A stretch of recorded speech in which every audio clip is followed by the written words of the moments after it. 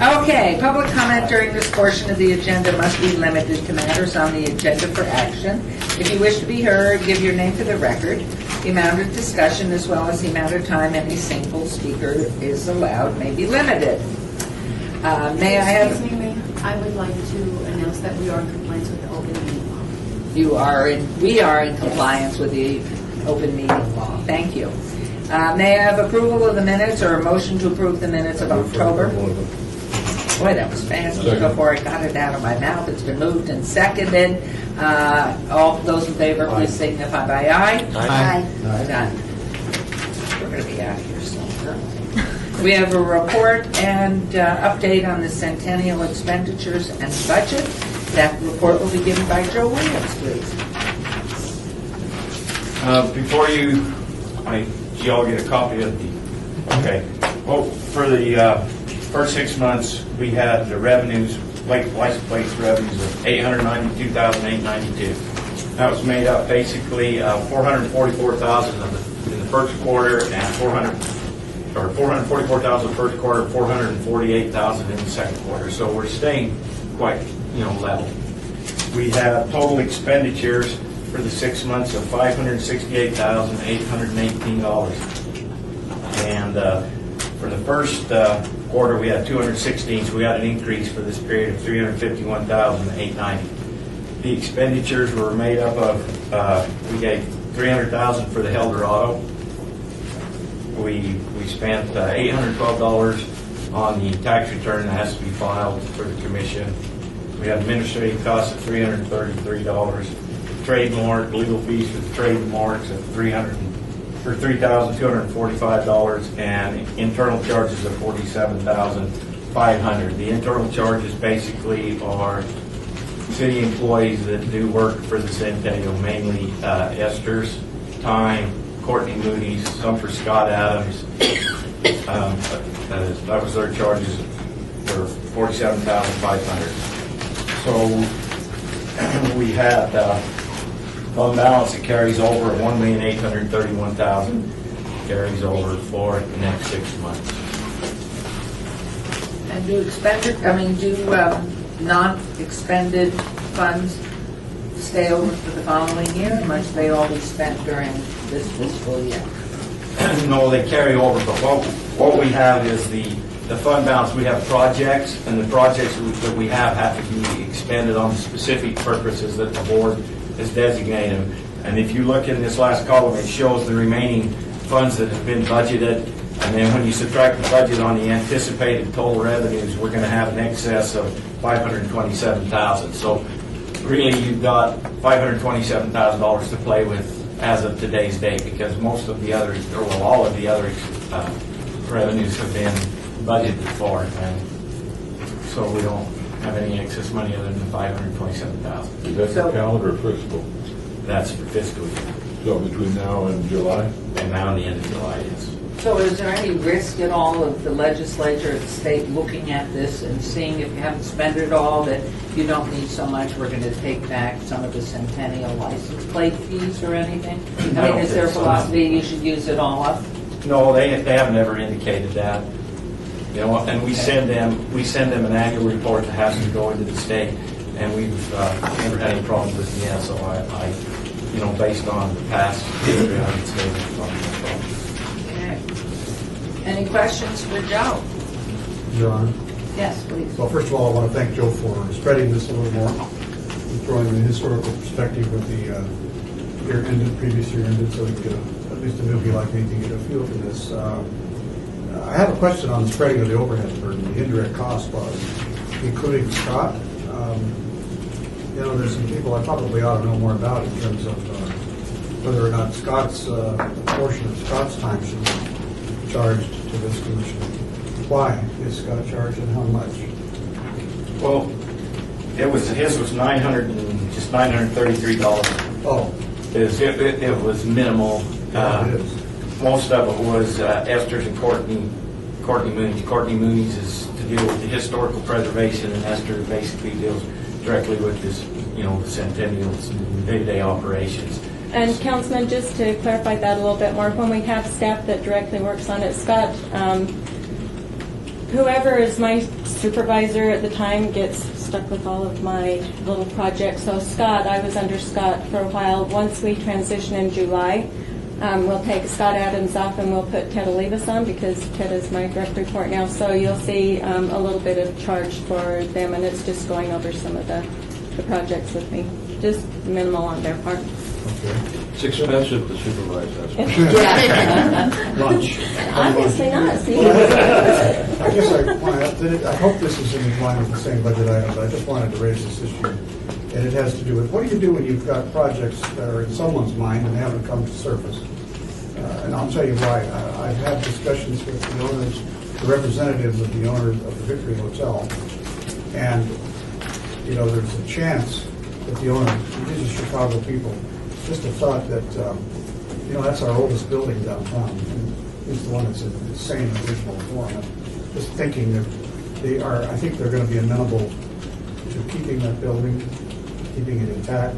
They will not destroy it. They know I'm be upset, and don't know where to put an item like that into an agenda. We would have to send them the grant application. They would have to review it and fill it out, and we would just have to make sure that what they're doing with that hotel keeps in line with the historical preservation and the criteria that we have in our grants. So anybody like that, just send them to me, and I'll send them a grant application, and then we put them on the next board agenda, and they come and make a presentation. Can we talk a little more under new business, if there's a slot on that agenda? The new business, Your Honor, is that where there really is We no don't such have thing as a new new business? business, but can we talk about it under my report? Just to go a little further than that, not to belabor this point last time. Yeah. Yeah. I raise it, I guess, because I want people to start putting in the back of their minds, we might need some money for that. So, Mm-hmm. More than just a grant. we need a grant, and they'll need some other things. They're willing to let us move it. But, They have yet has not put in any application or request? no, nothing at all. Just my own initiative of study on it. Do we have any idea of what we're looking at for cost? No, I don't know. Okay, I would just an assume idea. you'd spend up to $300,000 or $400,000 to move it. Yeah. So hopefully they'll apply. Mm-hmm. Yeah, I mean, those are the kind of projects that we like to use the funding for. Sure, where can we discuss this further? Would that be appropriate under 10 or 11? I don't think we can on this agenda. We don't have a. We can put it, one since for- it's not even, there's no application yet, we can put it on the next one Yeah. perhaps. Mhm. So, any other questions for Joe? May I have a motion to approve the report, please? So moved.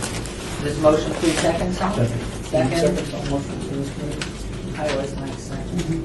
Okay. Thank you, it's just to be formal. I stopped. Okay, all in favor, please, by aye. I took it for Thank myself, you. and I stopped at second, so I don't have it. Okay, discussion, this is item number 6, discussion for possible action regarding a supplemental grant request in the amount of $125,000 from Mark Hall Patton on behalf of the Clark County Museum to complete the restoration of the Las Vegas Railroad Cottage at the Clark County Museum.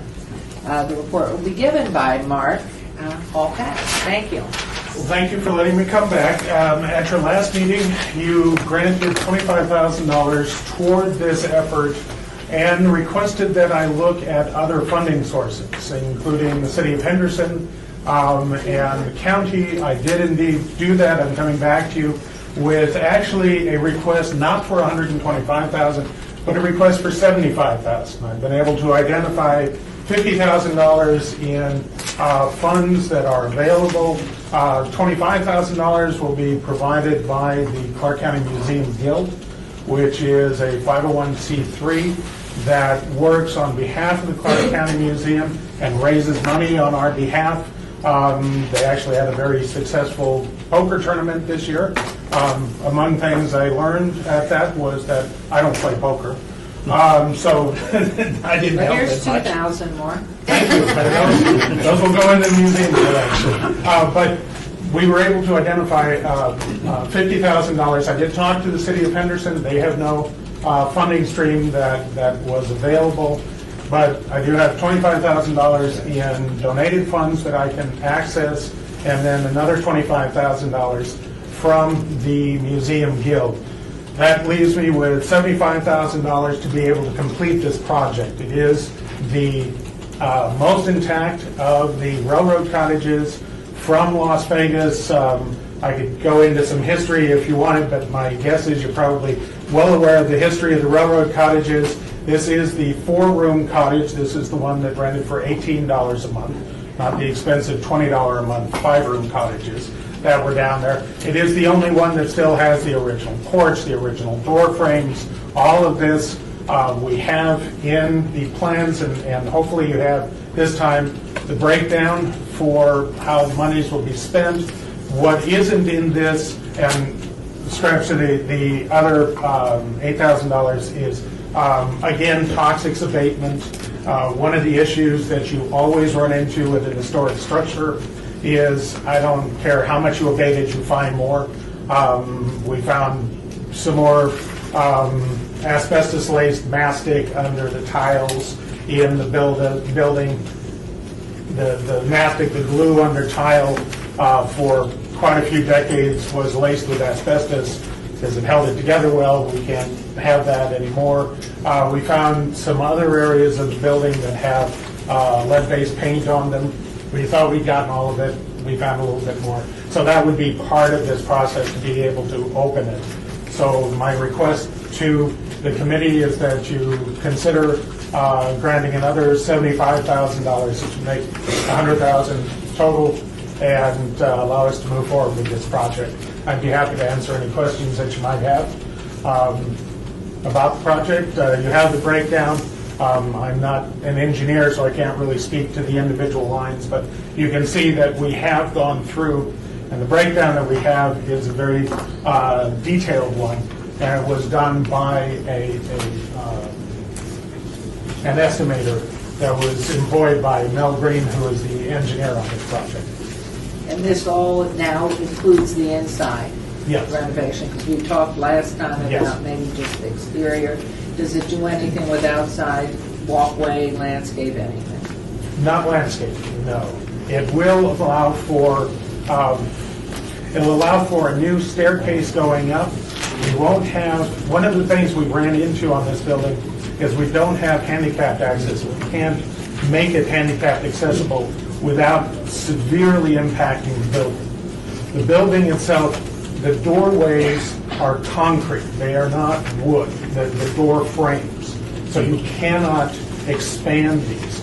So when we went to the city of Henderson, one of the things they did was they went to a handicap rights advocate, had them come in and look at what our planned accommodation was, and they approved our planned accommodation. We also went to the state, had them look at it, and they also approved the planned accommodation, which will be on ground level, a complete booklet of what the interior looks like and what they would be able to see, because we have no way of modifying the porch or the doorway to allow wheelchair access. And it's one of these areas where all historic building codes do allow for this. We don't like to do this. All of our buildings at the county museum are handicapped access, with the exception of the trailer in the Mobile America area.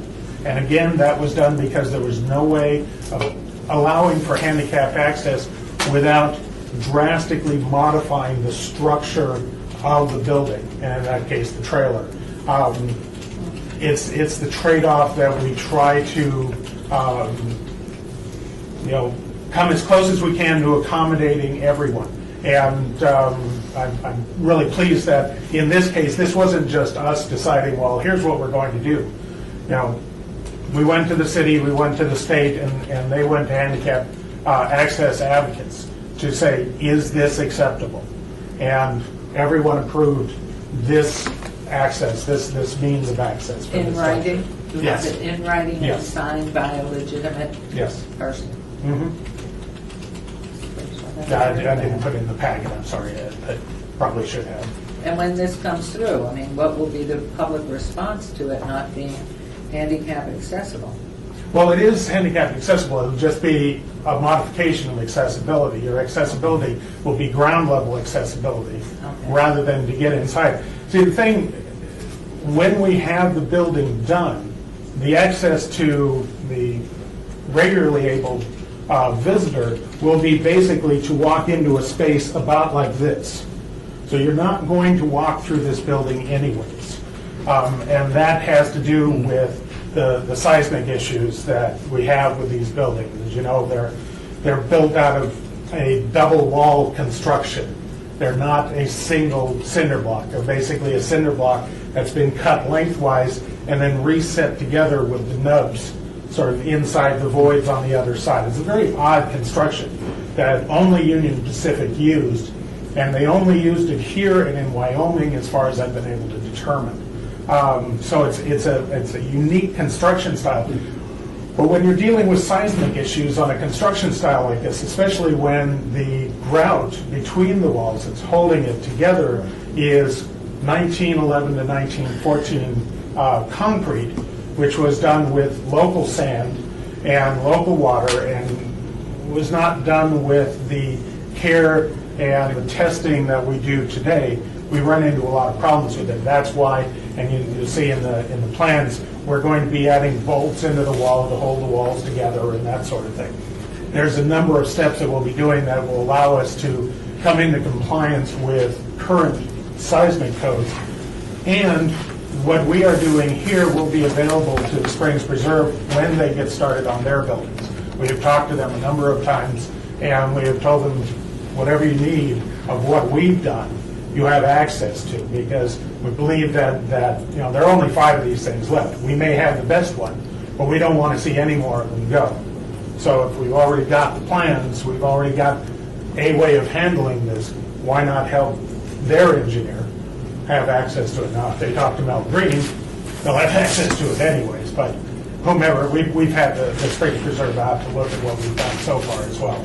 And was there any application to the federal government for funds, or you already have that? No, I did not go to the federal government. Nothing would be possible within the shortened time frame. Right now, what we're looking at and what we're hoping to do is we have the plans into the city of Henderson. The building department has approved them.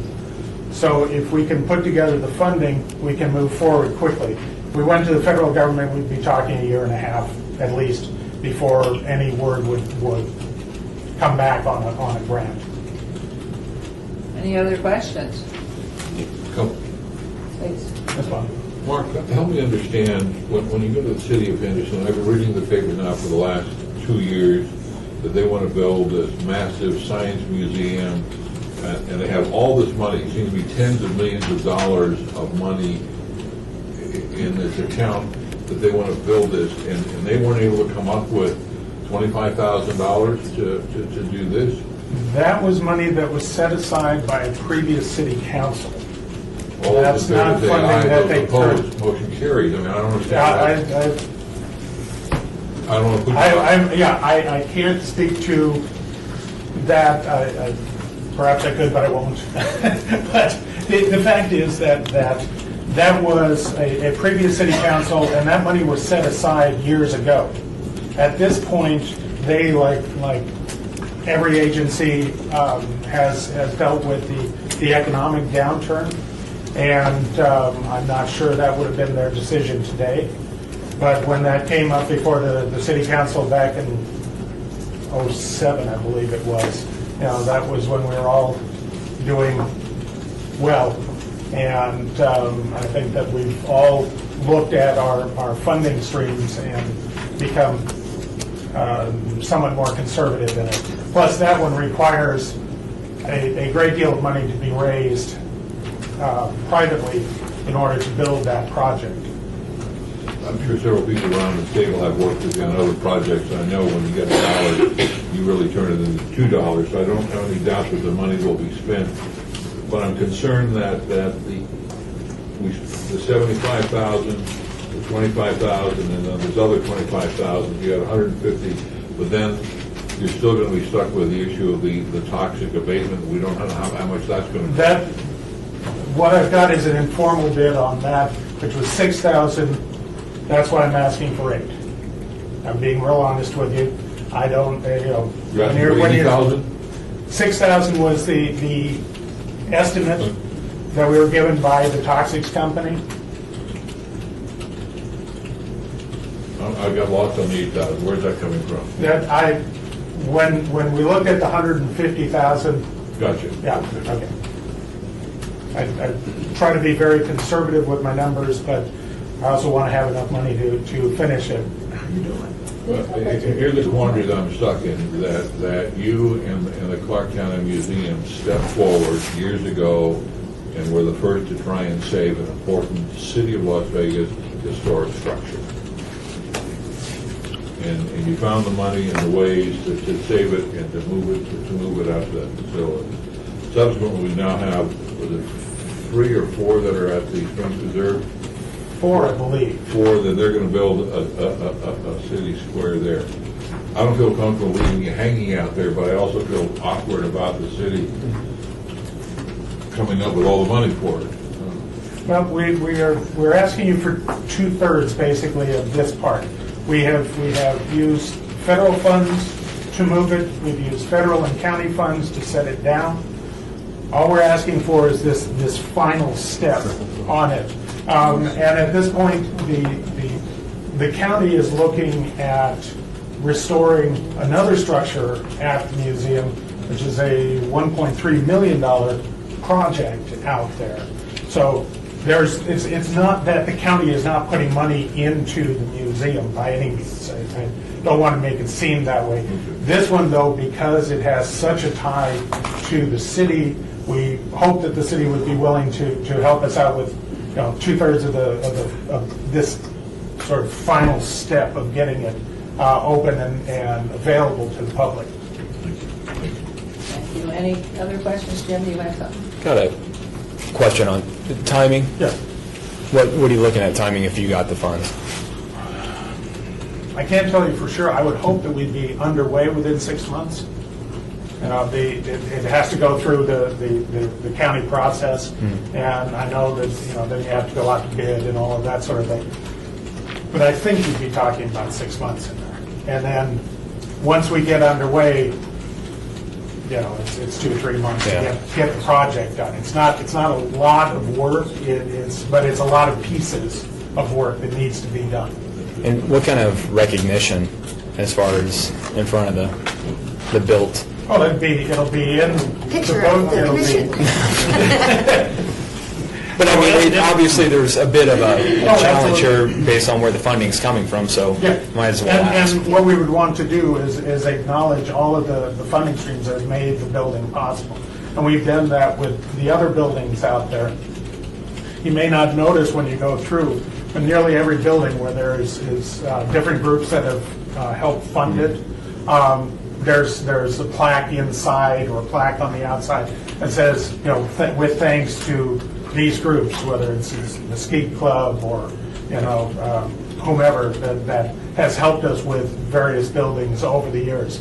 All of the buildings out there have had funding coming in from a lot of different sources, and have made it possible, including the LVCVA, which made possible the Candlelight Wedding Chapel out there, and we were able to open that in 2009, and that's reflected inside the building, in the exhibit area inside. Okay. So, Thank you. okay. Yes.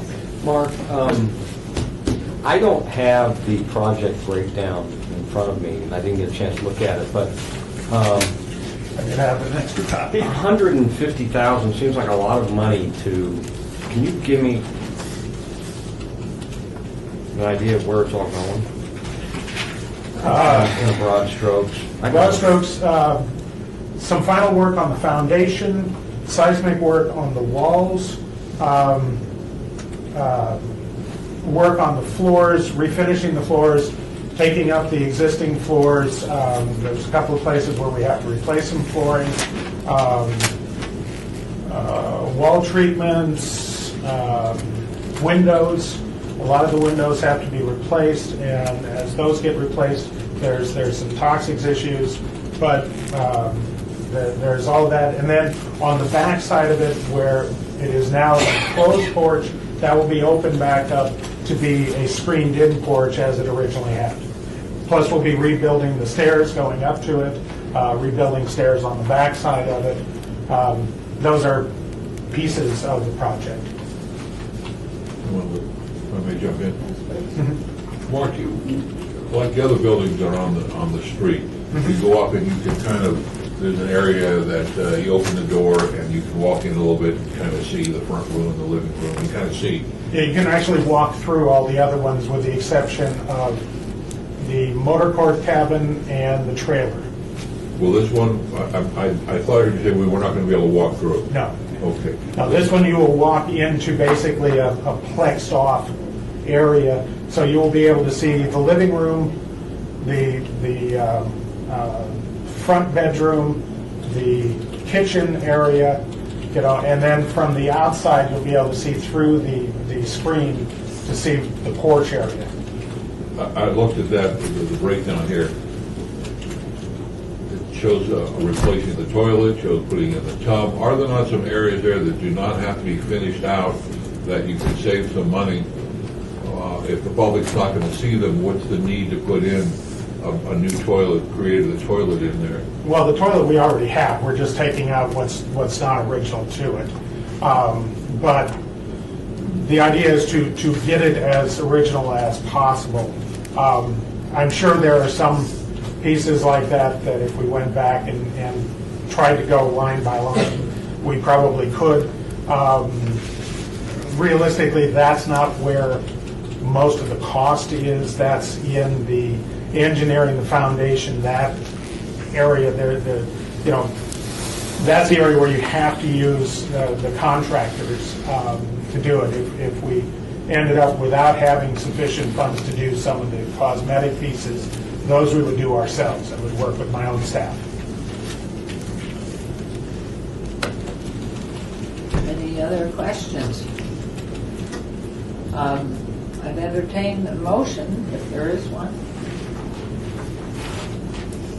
Your Honor, Yes, I'm going to please. refrain from voting as my relationship with Mark in Clark County. Okay. Does this take us through inspections and everything as well? Yes, Fine. sure. Bond reservations, any more? Well, the reservation is the city of Henderson not stepping forward. I put Mark in we talked about last time being matching funds, and Mark came back and exceeded the matching funds by $25,000. He came up with 50. And I would feel comfortable with proposing that we match Mark's match. And I got a match, so to speak, so 50,000. 50,000, there's a motion. Would there be a second to that? I'll second that, Your Honor. Okay, there's a second. Discussion. Councilman, any more discussion here? Just like to comment Please. on the motion. I will support the motion. And the reason is because that's probably the most I would ever support for this project. The city of Henderson advertises this museum. It advertises it as like part of Henderson, and it takes credit for a lot of this stuff. I like to think that Henderson, though, came up for us and spoke. At least it has entered into the idea of the fight on handicapped access. That's a big deal. I wish that we could get them to identify us if there was a future problem, because that would sure cut your losses. But in any event, that's just as everybody else support it. I would like to add, too, that with this, if it passes, it might be just wise for you to say the city really has gone out of its way here, and maybe they could find another 25,000 since where it's located and everything that they've been doing, and certainly to use this as a vote of confidence by the committee to proceed. So there is a motion. May I call for the vote, please? All in favor signify by aye. Aye. Opposed? Motion carries. And Mayor, I'm willing to offer up my help if you need meetings and someone else from the commission to sit down with any of the council members and mayor and I guess advocate for a little assistance. So That would be very helpful, I think. I'll be there all the time. So And then you realize that because we approved 25,000 at the last board, so with this 50,000, that's 75,000 that they'll be getting from the Centennial Commission. Wonderful. Thank you very much for your Thank you very much. presentation. Good luck. Thank you. And we will move on now to item number 7. Discussion for possible action regarding a grant request in the amount of $35,000 from Deirdre Clementi on behalf of Preserve Nevada to conduct a historic preservation sustainability symposium. Deirdre, may we please hear your request? Your Honor, if I may, I'm a member of the board of directors of Preserve Nevada, that we don't get paid. There's no funds that are coming in other than declaration. Should I abstain from the vote? On the Preserve Nevada board. If you have any questions, then I would advise you to abstain. Yes, err on the side of caution. And well, then, I'm on the advisory founding committee, so, but I mean, we can all get out. Right, there is no compensation, so there's no gain. Okay, well, let's hear that. Let's see. Right. No. That far, we can't. Okay, you're on. All right. Center, give us a show. I'm going to stand back here, actually, if you don't mind, to change my PowerPoint as it goes. Super brief PowerPoint. My name is Deirdre Clementi. I am a professor at UNLV, and I'm here today on behalf of Preserve Nevada to request funds for a symposium to be held in November at the State Museum of Nevada. Who is Preserve Nevada? As many of you know, we're a nonprofit, statewide nonprofit dedicated to the cultural, historical, and archaeological preservation of heritage sites here in Nevada. We're operated by a board of directors, but we're kept in line by a UNLV graduate student who serves as sort of the institutional heart of the organization. We work with government, foundations, entrepreneurs to serve as advocates for preservation issues. And most significantly, we're very much interested in training the next generation of preservationists. So what we're here today to ask for is $35,000 for a national symposium following up on a symposium we had 4 years ago in Ely. And what this symposium does is it brings together a range of academic disciplines, including some of the ones mentioned there on the board, from green architects to energy experts. So there's a diverse group of people engaged in this conversation, and I think that's most obvious by the partners that we've already secured at UNLV and on the national level, including the Urban Sustainability Initiative, Brookings West, and the National Trust. Even in these times of very significant economic hardship at the National Trust, they have agreed to help finance and support this symposium because it's very much in line with the next wave of preservation on a national level. And some of the topics that will be addressed are distributed and large-scale renewable energy projects, land use at the state and federal level, as well as sustainable building rehabilitation. There are two themes to the symposium. The first is historic preservation as sustainability, which is a topic very close to the heart of Las Vegas. I am new. I just moved here from Pittsburgh. We have a lot of the same urban renewal initiatives, and I think that one thing that Las Vegas is known for is its dedication to preserving, not only preserving their historic homes and buildings and neighborhoods, but also bringing them to the next level and making them more environmentally friendly. And this symposium would bring together a range of the people involved in that discussion and address topics including lead criteria, tax credits, and how really to keep these new environmentally friendly techniques in keeping with the design standards of the buildings and the homes that we're talking about. Why should Las Vegas be interested in doing it? Obviously, you guys have been at the forefront.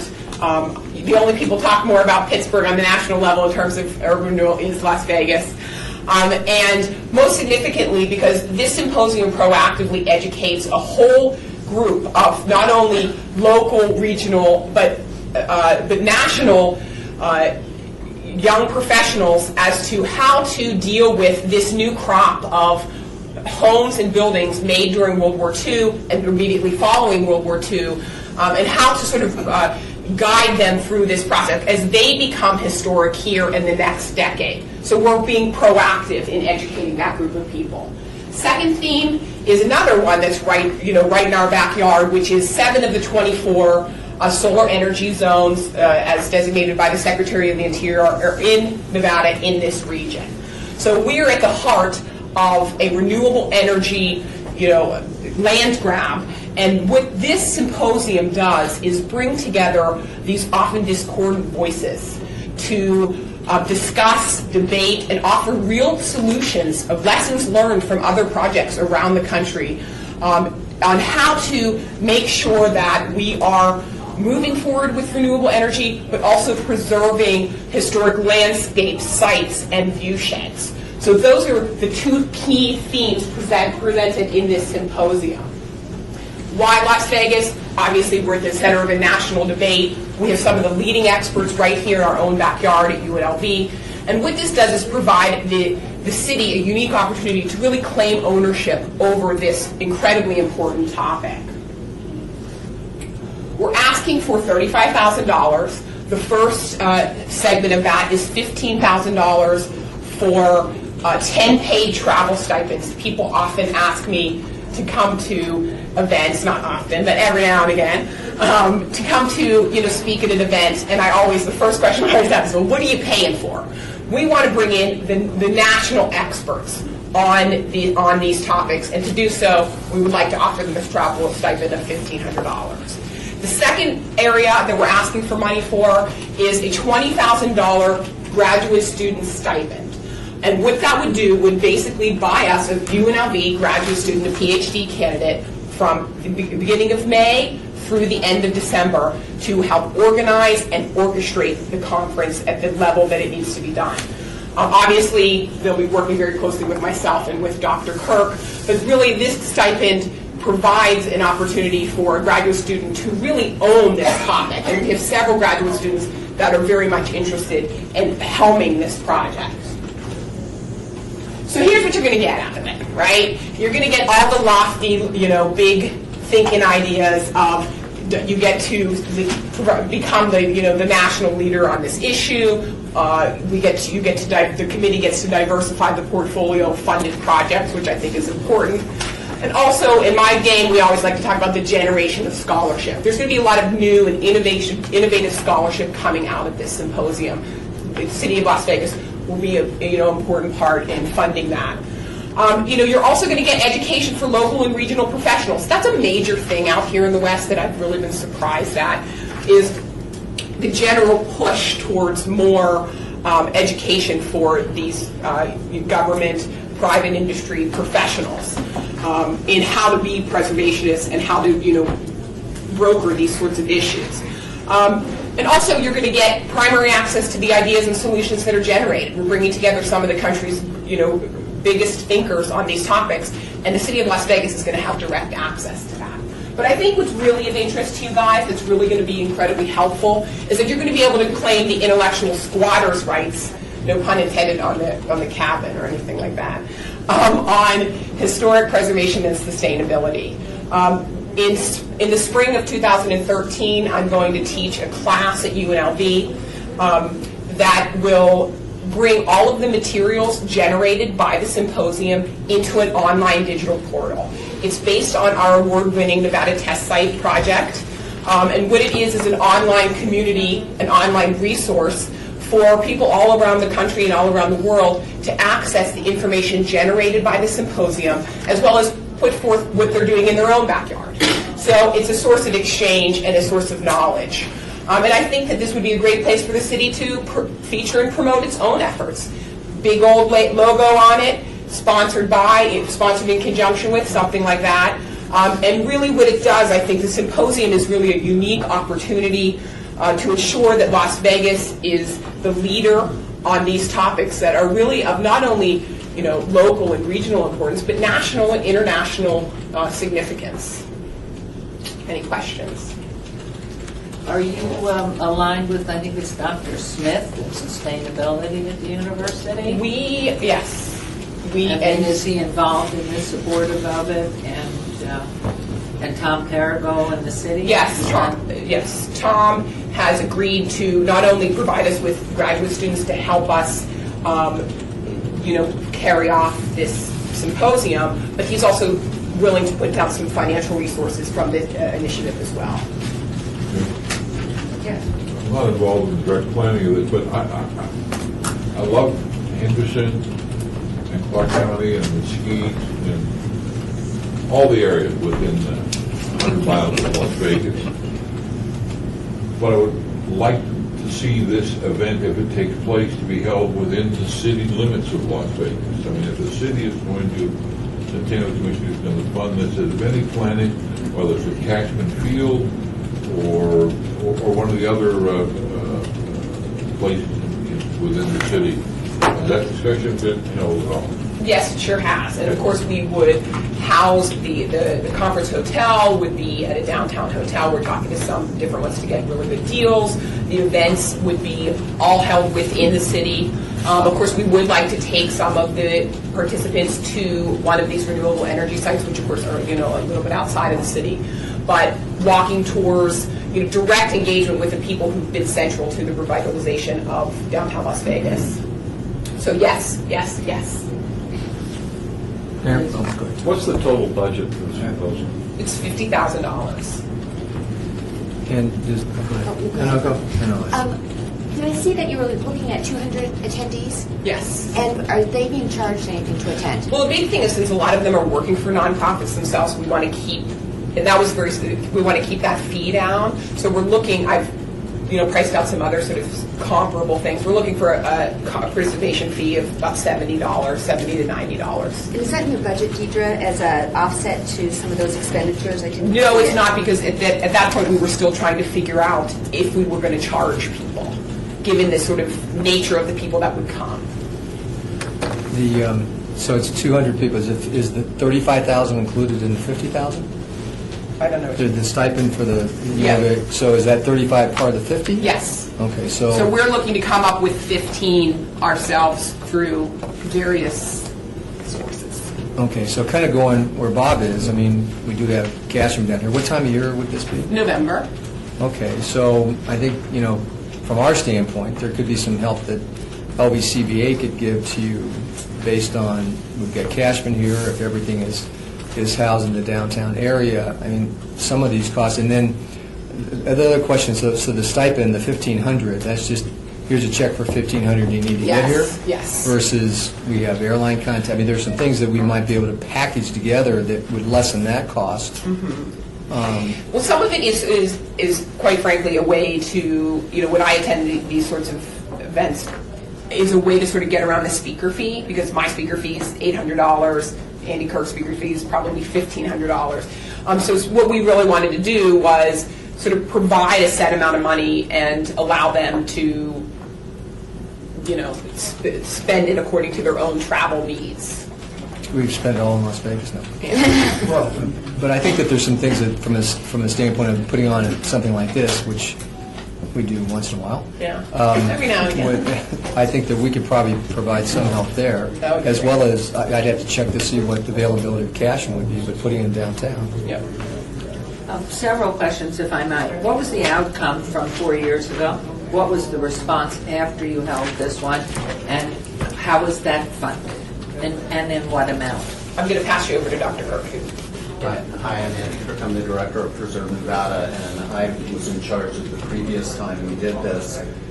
We actually were able to convene a conference in Ely that attracted over 100 people, got regional and national news coverage, really excellent coverage for Nevada. 100 people in Ely is an accomplishment. The outcome was, at that point, really a very, very cutting edge of what has since become an absolutely vital issue for urban areas large and small, which is how to incorporate sustainability, sustainable technologies into the mix of other renewal programs for historic structures, main streets, historic regions. And Ely was a pretty remarkable place to do that because it was very small. And so the issues were kind of right at hand. And so the result was very, very big success. Do you have anything concrete, any data, anything like that that you could share? we produced, there were a number of scholarly papers. It was what we would hope with this particular event, where there were people in the community, entrepreneurs who owned businesses in historic structures, people who were responsible for city development and that kind of thing. There were individuals that owned historic properties. There were intellectuals working in the field. There were agencies working in the field. One of the results was bringing those people together who have then since gone on to collaborate on projects, papers that were produced from that. The next obvious step was to do something in the way of making this all much more widely available. We got a lot of media coverage. The National Trust for Historic Preservation, which is the leading voice for preservation in the United States, sent people out to that meeting and printed in their publications that this is one of the... Yeah, and I'm show power. I don't need to make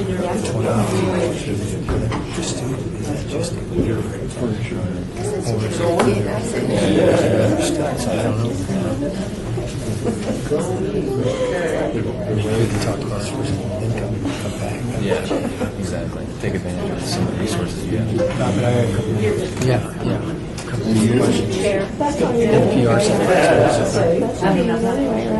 PR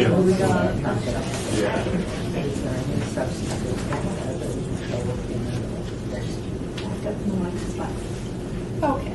All right, so apparently we're live, and you're live and well over there? Good.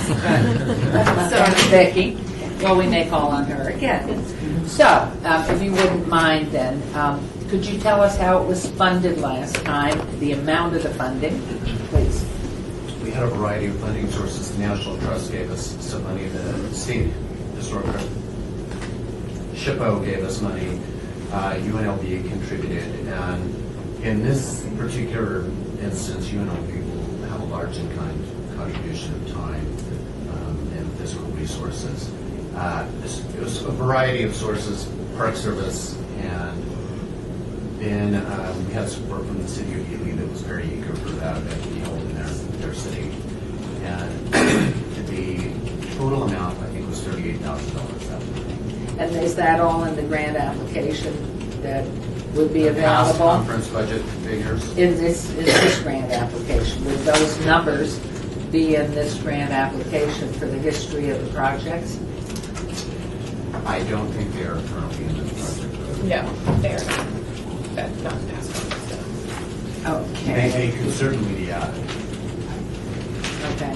I mean, just to know who the other partners were 4 years ago and the amount they contributed, then who are the partners with us this year in the project, and then what you see coming out of this, aside from convening your speakers from around the country, I guess.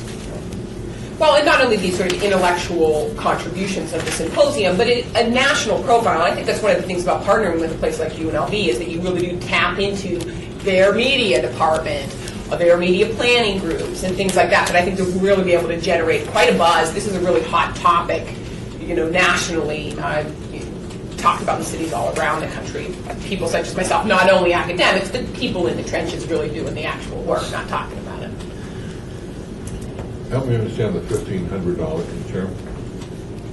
The $1,500. Would all the speakers get that, including those from UNLV? No. Basically what it is, it's going to enable us to invite, and I have included in the packet a list of the kind of speakers that we're talking about.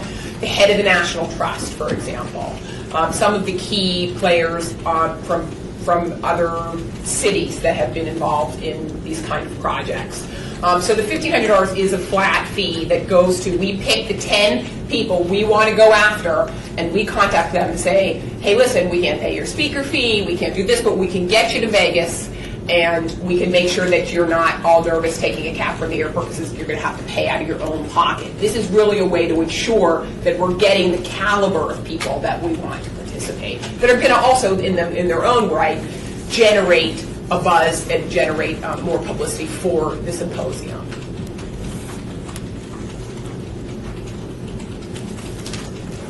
Any other questions? Oh, yes, please, go ahead. Go ahead. Yeah, just When you're putting something together, and I think this is only 10 months away, how do people have these on their calendars if a date has not been selected? Has it already been memoed by people? The next phase is there's several different ways to reach out to these kind of groups. Number one is through trade organizations like the group of architects, right? AAA would be an obvious place to start. For academics, what you do is you put out a call for participants, and there's lots of this. Most of this stuff is done on the internet. In terms of a 10-month lead time, it's pretty standard. We have our venue selected and those sorts of sort of technical things. We're still waiting on an actual date from the State Museum for that. And so the next really several weeks are going to be us identifying the speakers, making those contacts with them. We've contacted several already, but moving into this next sort of, I think I call it in the proposal, in the timeline, the carrying out of the symposium. So that's sort of the next phase Don't here. people already have their travel plans and their budgets approved by the department heads and so on? No, those We're are talking academics. Well, what we do is you get a stipend for the year, so it starts in August. It's an academic calendar. So, Okay, so people somehow. so what they say, like UNLV says, Deirdre, you get to, I won't tell you how much you get, 'cause it's embarrassing, $2,000 or $5,000 to go to conferences, and I pick according to which conferences that I would go to. Are there any other major conferences in this field on those dates? No. That was one of our. Would you consider using the $14,000 that you think you're going to probably take in registration fees against that $35,000 that you're asking for? Oh, in terms of that would be like a substitute? Yeah, if you're going to be taking in $14,000, and I see other funding sources for $15,000, that kind of cancels each other out. Well, really, when I put together the budget, and I had, and we were looking at, how to ask people whether or not to come, we hadn't really considered asking people to pay, because most of the people work for nonprofits. So that's still something that I don't want to be tied to asking participants to pay, to pay these fees when they're already paying to come. So the $15,000 extra has money that's already been put on the table by our partners, including the National Trust and Urban Sustainability Initiative and the College of Liberal Arts. So you may not charge a fee. I don't want to have to be tied to doing that, and I don't want this to be how to generate money, because it's really not the kind of group you should be generating money from. Well, I mean, it would seem like you have expenses. I mean, if you're providing lunch or you're doing things, that participants should cover, as opposed to the general budget items. Yeah. It would seem like. Can you help me with the overall concept of the symposium? I understand historic preservation. How does that marry with sustainability in the overall theme of the symposium? You mean in terms of the first theme, which is this sort of rehabilitation of historic sites and buildings and sustainability? That was the first. What was the second? Second is the renewable energy, large-scale renewable energy projects and cultural resource impact on management. historic sites? Yes. So, you know what? I think it's actually Andy's one of the leading experts on it. I sort of should probably send that to him. There are a variety of intersections between historic preservation and sustainability, as it's broadly described. The Urban Sustainability Initiative at UNLV encompasses quality of life issues, sustaining built and improving built environments and business environments, as well as traditionally thought of sustainability issues like alternative energy and renewables. So, historic preservation in its broader sense also is more than just about preserving particular structures, but preserving communities and infrastructure for those communities. So bringing those two things together, in some ways it can be direct, looking at design standards for historic neighborhoods that can accommodate solar and renewable on an individual basis or a business basis, urban renewal in conjunction with new expansions of smart grids and energy grids that are going to have impacts on cities all over the place. Las Vegas is often pointed to as a focal point for that particular debate because it's one of the cities that is most proximate to the source of, from the point of view to the source of production. how those kinds of things enable you to expand your economy by offering what becomes a premium service for a city, which is a main energy source. And then talking about if you pursue those sources, how does that impact existing work to sustain or preserve aspects of the community you already have? Will there be a negative impact, positive impact? How do you mitigate impacts? So, for instance, wind energy, solar energy, proximate to urban areas is going to have an impact on the neighborhoods that they're close to, those kinds of things. Okay. Simply renewing built environment is a sustainable activity, particularly in economic downtimes, looking at how the ideals of historic preservation can be put into pragmatic practice for urban renewal. And thinking about that as part of the universe of sustainable activities that the city can engage in. Okay. And so when this was in Elko, where did those 100 people come from?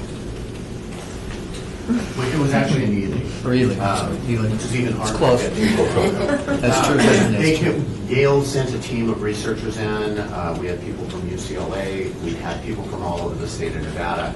We had government employees, agency representatives, federal, state, local, city, business leaders, elected officials, and academics. So it's a really diverse group of people engaged in a topic that was of interest to all of them for a variety of reasons. Okay. And the universe of potential attendees for this is 1,000 people, 2,000 people, 5,000 people who are going to get the message that the conference is going to be in Las Vegas? Oh, in terms of when we do the When you would do, yeah, let's just say you did some kind of an email blast. Is that who is going to get that? One, but number two, how many potential? Because this is Las Vegas, sure. Okay, and some of the people that you just mentioned, city employees, county employees, have travel budgets. I mean, they're used to paying to go to a conference. This is a very important conference, so on trying to cover some of your costs, sponsorships for the lunches or the breakfast or whatever. Mm-hmm. So, I mean, I guess the challenge here, because the topic is a very timely and something that would draw interest, is you're putting on a conference. Okay, so what is the total cost to put on that conference? What is the total cost per person to attend that conference? And how do you spread out your costs to cover all of that? And knowing it's Las Vegas, because I think if you got 100 people in Ely, I think that you would draw an awful lot more attendees if it's Las Vegas. And so, I guess a marketing plan. What is your strategy to reach out to those people? Potential revenue, sure. All of those things. Well, in terms of those initial reaching out in a marketing plan, that's something that the UNLV has ponied up to help us with in terms of their media relations department. So they've done events like this before, and they've already said, hey, you guys get some money together, get the list of who's interested in participating, ranging from all those disciplines that I listed, from energy experts to people who work for power companies to green architects. There's a whole world of people, like the guy who offered up the plans on how to fix up this historic cottage. So all of those people are the kind of people that we would be inviting. Initially, the invite will go out to thousands of people through our network with Preserve Nevada, as well as people associated with these different groups, Brookings West, Urban Sustainability Initiative. All these guys have power bases. National Trust, they all have power bases. So, I mean, in terms of the inviting, there'll be thousands of people invited. And we're shooting for 200. Of course, Ely shot for 50 and doubled their numbers. And that's really one of the reasons why I don't want to tie this to... Here's where I'm going. I'm trying to follow the same path that you are. Our challenge is we don't meet monthly, we meet quarterly. All right. Mm-hmm. And I'm trying to think of what, because this has the potential, I don't mean to be rude, but this has the potential, I think, of being larger than our applicants have planned for. I mean, it's not just because it's Ely and here. It really is a cutting-edge topic. I mean, it's just, 10 years ago, the sustainability folks and the preservation folks, we'd all sit at the same table. Now we're sitting across from each other looking for those intersections to where, and some of them, we're both going head-on and there's collisions that are going on. So I think you're going to, this could be significantly, maybe 300 or 400 people. But what do we do today? What do we do to, maybe I mean, I suspect there's a potential of them coming back and asking us for more money once the word goes out that they need, once we really get a budget down. I don't want to say no today, but I'm not sure what to say, because there's more than travel stipends. There's going to, that just to me is like, the planning for the graduate students, that makes sense, because they really need that. And they need to find somebody at your organization to sit down and say, you got to be confident. That's what I was going to say. And to kind of go where Tim was, it's not, there's nothing wrong with asking somebody to pay a registration fee to cover their costs of just even if it's just the meals. So I think that some of that discussion needs to go on to, because I agree with you, the number of people attending this could be a lot bigger than the 200. I mean, it has potential for that. I'd like to see the endorsement of the Brookings West, that they're behind it and with you. I'd love to see Dr. Smith at the university having a rubber stamp from the university, not only as you're a student there, but also from the city and from our sustainability and greening division, that we are endorsing behind it and will help and participate with you. And then, too, looking at the numbers of your other funding sources, it seems you're on your way. But with $2,000 from the National Trust, $8,000 from an Urban Sustainability Initiative, and $5,000 from the College of Liberal Arts, for a total of $15,000, it just, and I apologize because I haven't seen the details, but it seems, one, timing is of the essence, and substantive planning needs to be, it's a great thing, and that's where the country is, and we all are for sure here.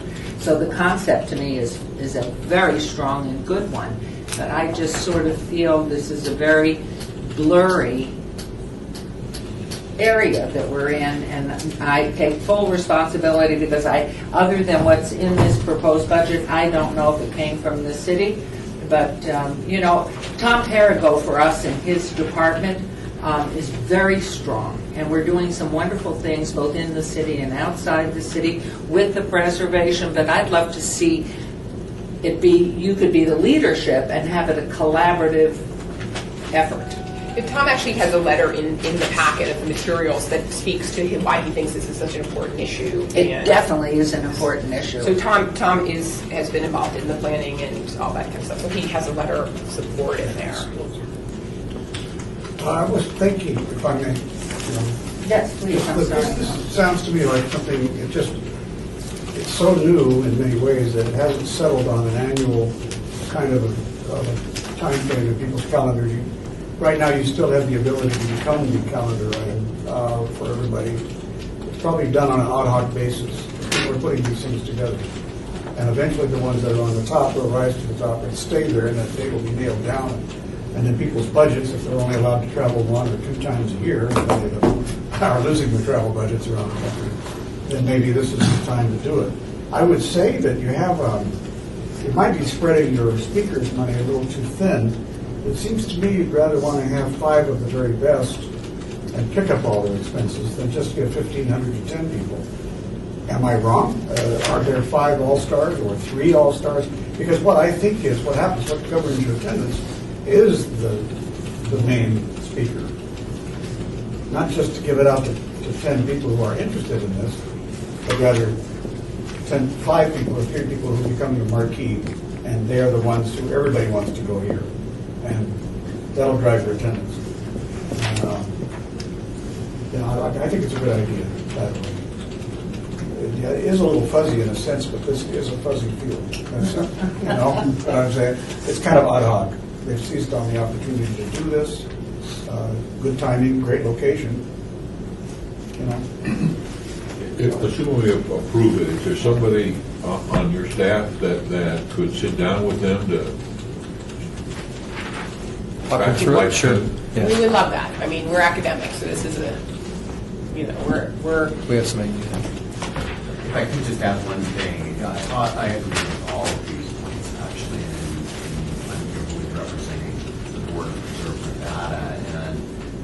discussing how to best proceed. Do you aim for some superstar to come in and represent this? Do you try and get a cohort of people who can inspire a conversation that will go somewhere? These are things we've discussed. When to have it, it would probably ideally be better to have a little more lead time because I agree with the importance of the topic. On the other hand, it is so topical that claiming ownership for what we've already accomplished, and I mean we in the state of Nevada, the community of people who are working on these issues that are represented in a variety of different angles, I think there are advantages to doing that. So having it sooner rather than later enables us to have a claim to being one of the sites, one of the nodes of activity for this kind of research and activity, and pushes the time frame a little bit. But those are completely reasonable observations about the process. Any thought on your part, having worked on a lot of events over a lifetime, you want to do it right, you want to do it well, so they continue to come back and you improve and grow with every time you're doing it.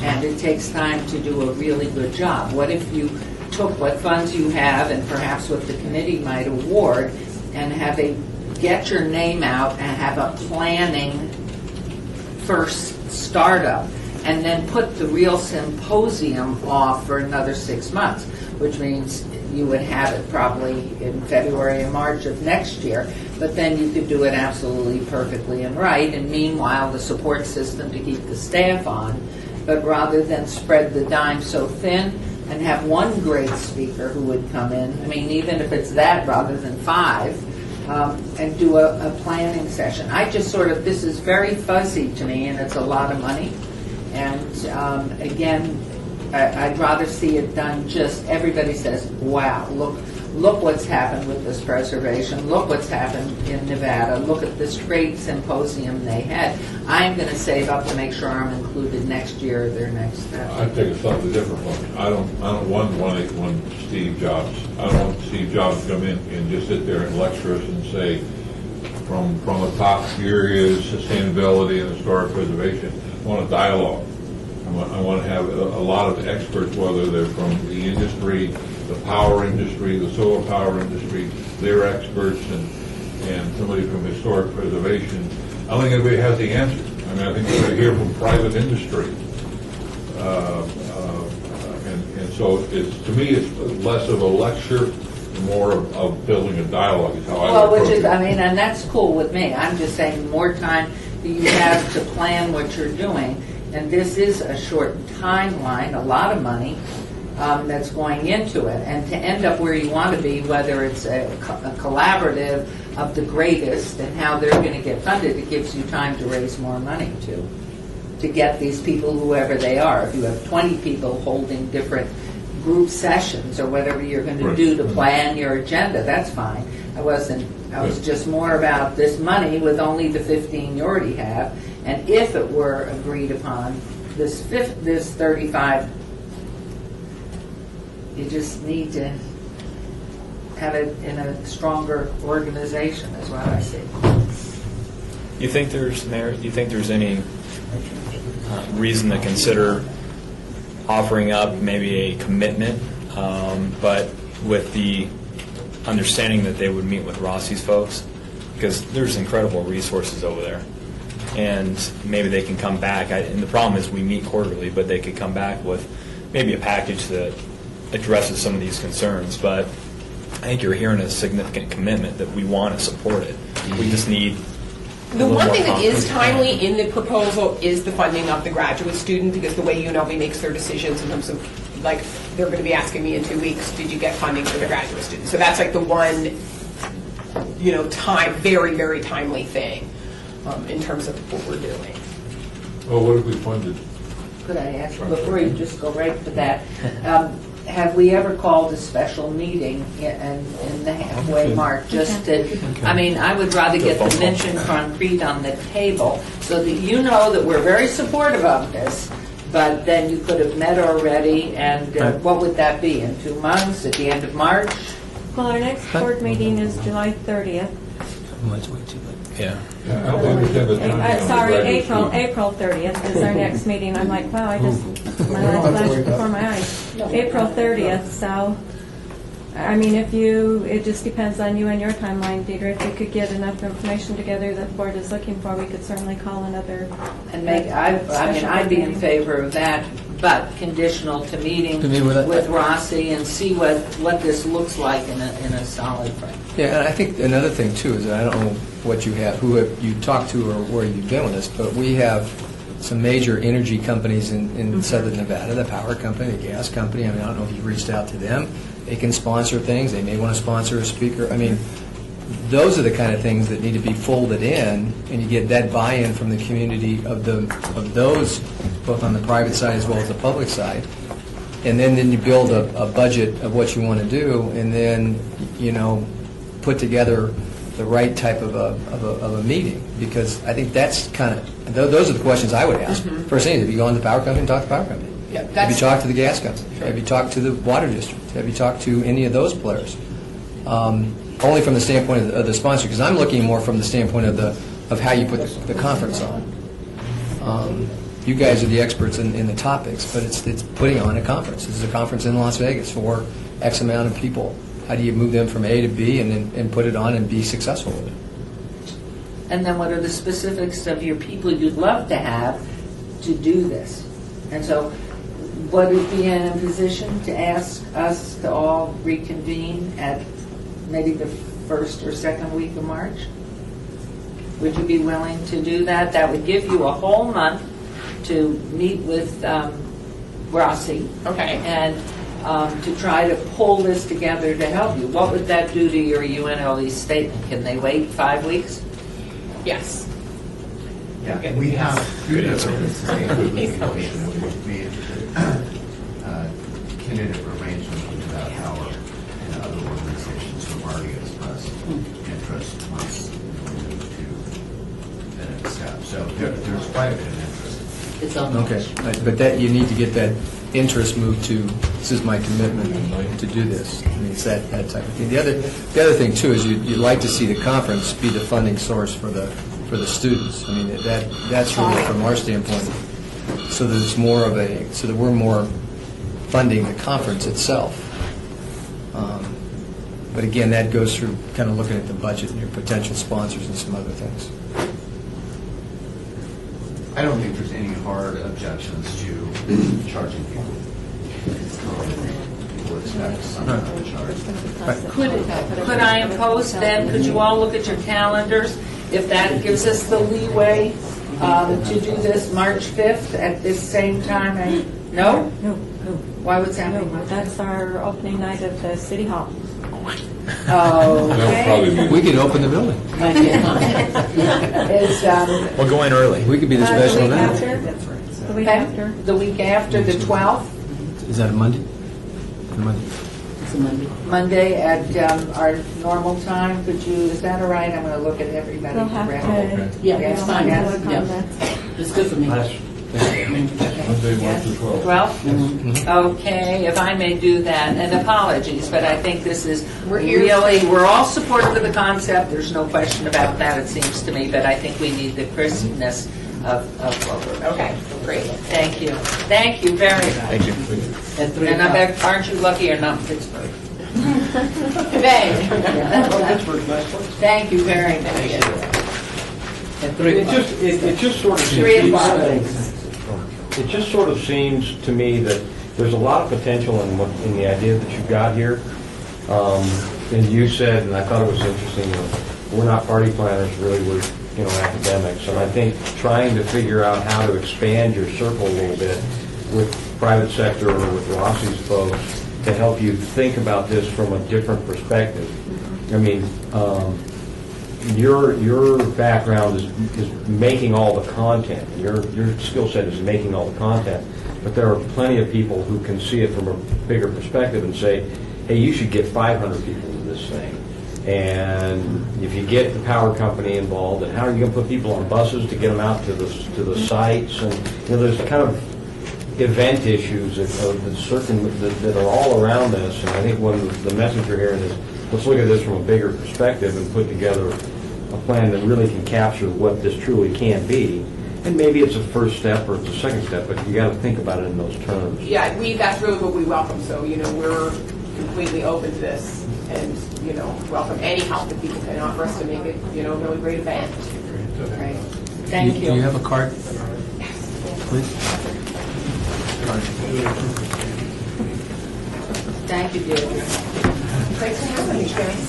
Since this item is scheduled for action, but you're not going to hold it in advance because we don't have that date certain, may I suggest that we table it?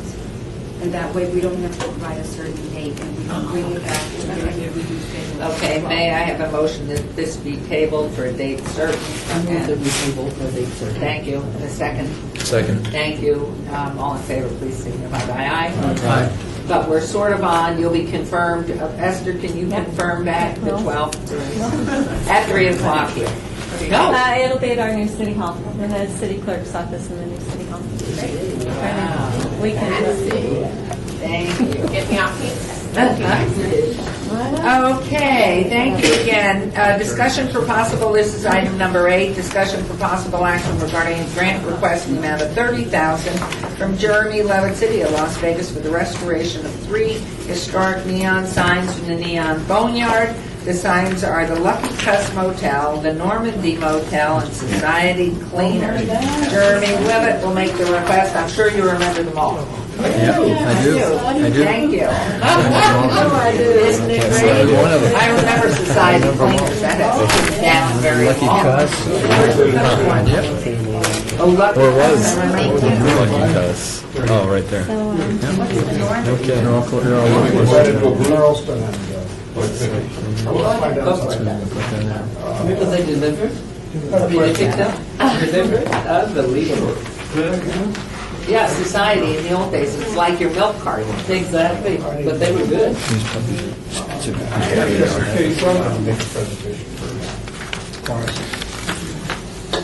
I'm Jeremy Levitt, I'm a program manager in the City of Las Vegas Public Works Department. Just to give you a little background on this project, it's actually the Centennial Commission awarded the City of Las Vegas $420,000 originally for the first phase of the Las Vegas Boulevard neon signs. And that, if you look at the back, is the 3 signs that we put in the median, the Bow and Arrow Hotel, the Silver Slipper, and the Vinny's Horseshoe that are in the median islands just north of I-15 on Las Vegas Boulevard.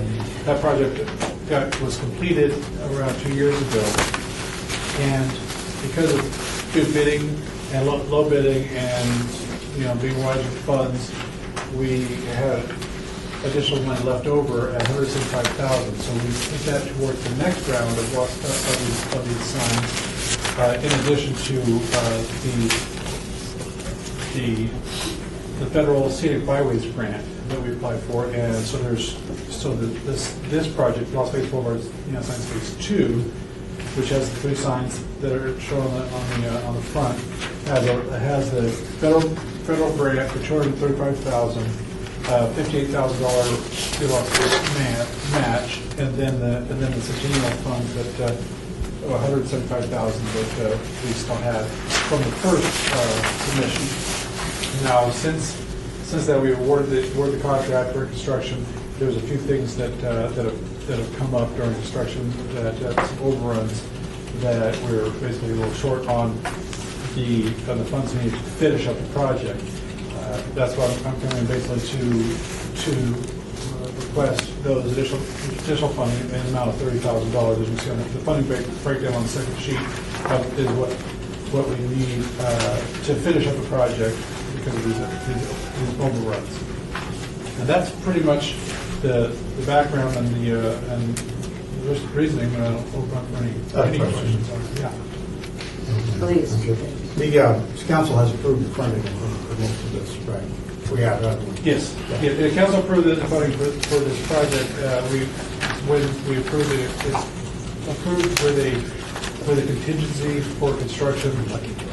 That basically a 10% contingency, and the funding we had between the Centennial funds and the grant was enough for the award of the contract and for contingency. because of some of these overruns, unforeseen items that came up during construction, we're going to end up needing more than a 10% contingency to finish up the project. Yeah, I was surprised it cost this much. It was about 100,000 a sign, more than 100,000 a sign. Yeah, the original, like I said, the original contract, we just, actually, the first contract, the first group of signs, we actually had some median on improvements and landscaping, and that was, all that landscaping and median on improvements were paid for by city funds. And the signs, just the work for the signs, was total for all three signs was $244,000.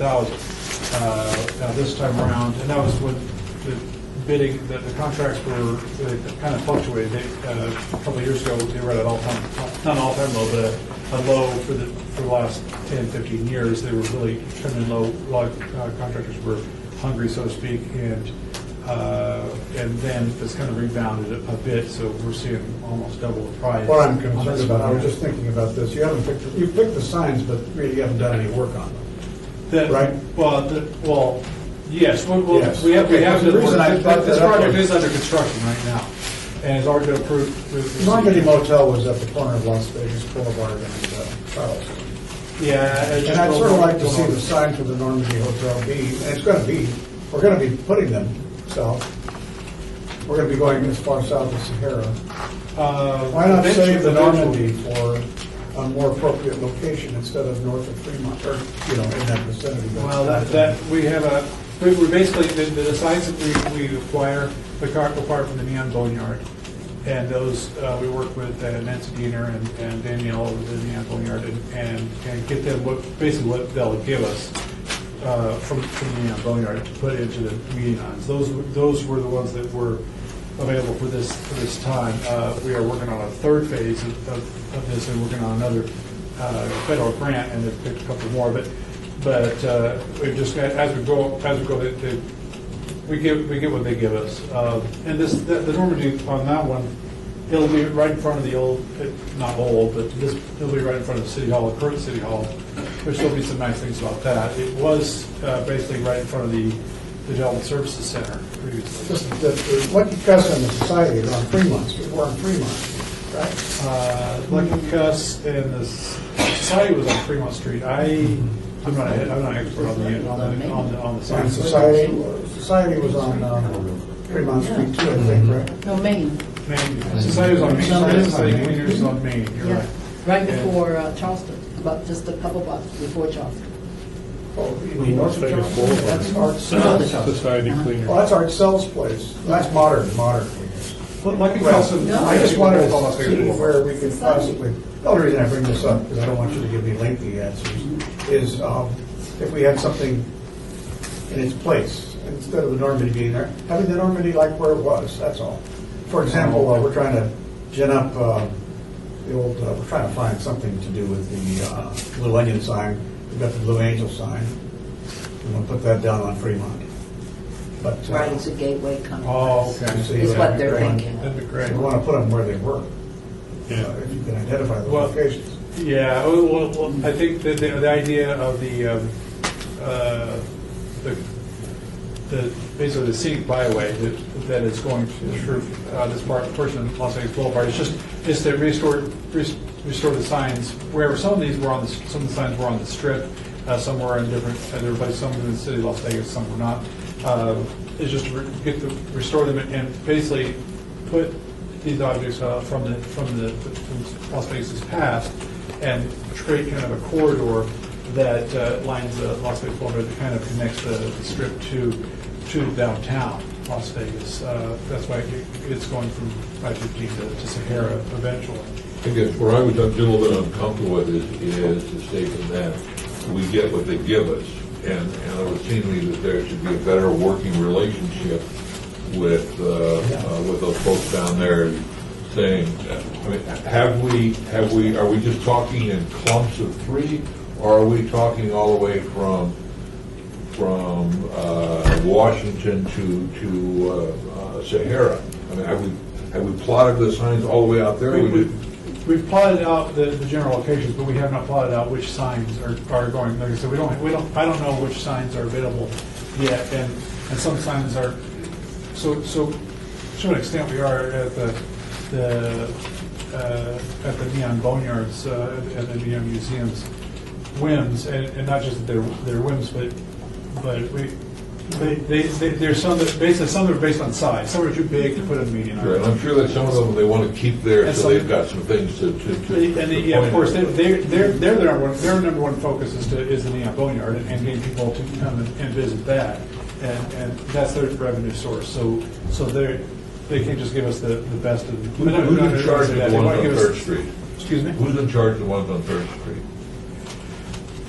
That's a kind of a source of contention for a lot of people. The Fremont Street experience, or the BID or the SID that's down there is supposed to be maintaining those. I know Nancy Diener who's has a lot to do with the Neon Boneyard is not real happy about the state of disrepair there. The ones on Third Street are really getting beat up, and the one some of those are iconic. Well, some of those can be.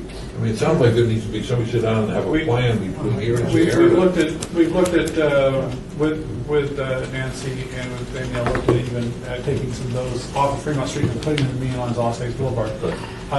And the only problem with that is that the other main revenue source is the federal scenic byway grant, which we're going in for. We asked them about that, and they for whatever reason, they would not allow us to take it from there and put them back. That was not agreed to, so we're basically taking one from the end. Is that something, though, if this board was that interested in getting signs instead of waiting for we would love grants from to. the scenic byway, if they put together a plan and work with Nancy and the museum to see what signs are available, because I know there are height restrictions and premium ones they want to keep there, obviously, but maybe if this board was interested in that, if Jeremy could put together a plan, maybe come back, we could fund some of the signs to get them going further down the road. That is a great historical project. Yeah, and I think that would be something good to. Well, I mean, it's just a full program looking at the entire project and trying to identify which signs might be best where, and and having kind of a cooperative arrangement with them to take a look at sourcing and kind of thinking about what was there when, and make just a holistic plan for that corridor would be a worthwhile endeavor. Absolutely for this. Motion. Move to defer this to our next regular schedule. No, I'll take it to our next meeting. Pardon? Should we do it on March 12th? We might be able to do it on the 12th, but I'm just going to say to the next meeting. Okay. There's a motion to defer this to our next meeting. For the 30,000 now? And would we be What's your expecting? timeline on that, Jeremy? We'll be done with construction by that time. We'll be done with construction in about a month. Perfect. Whose money you're borrowing to get it done? Excuse me? What money you're paying for?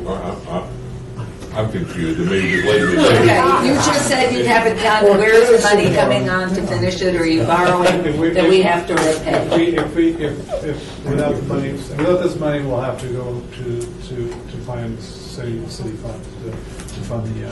They won't lie to me. What I just want to make sure is that with the request that he's got today and those signs, because I know where you're coming, you want to see if the Normandy sign can be moved down and if there's another sign, but is it already set that these are the signs that we've got, there's no moving These that? signs, this project, like I say, is already gone through city council. This is set, the locations are set, these are going, the foundations are poured, what I'm looking for is the 30,000 to cover the overruns.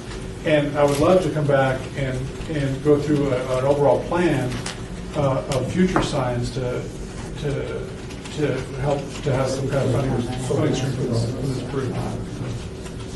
There was no second.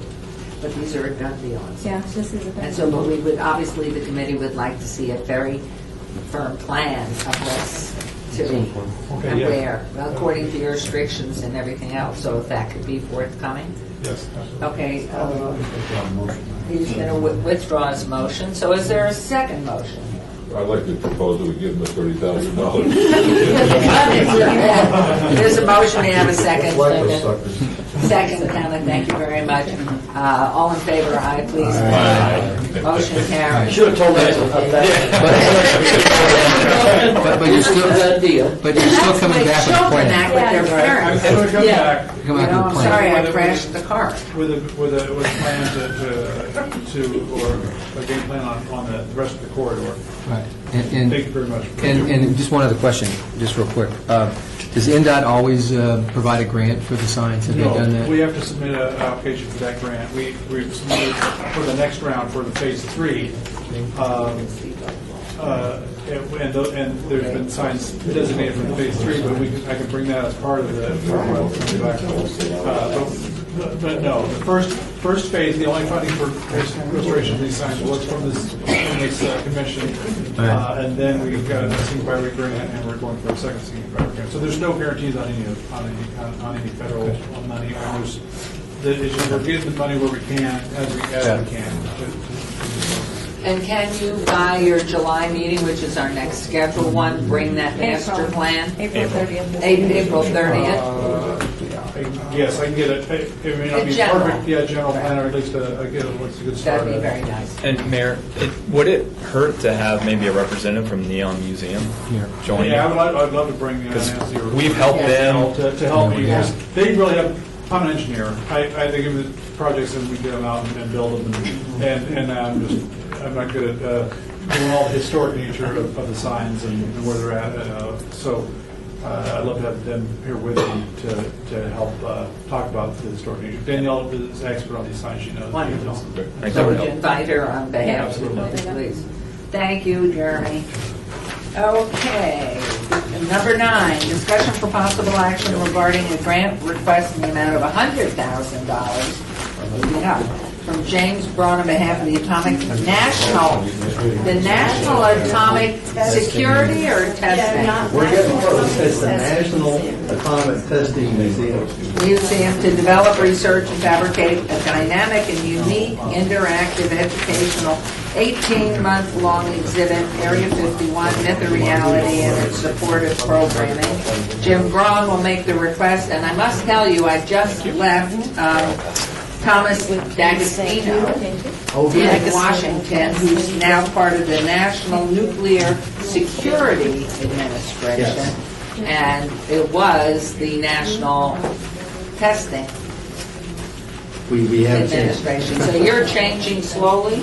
You are now the National Atomic Testing? Well, we are. And Mayor Goodman and committee, thank you for having me in here today. And I'll briefly explain that as we go here. First of all, But thanks for. so that we know you're not Jim. And I was going to say that, Esther, thank you.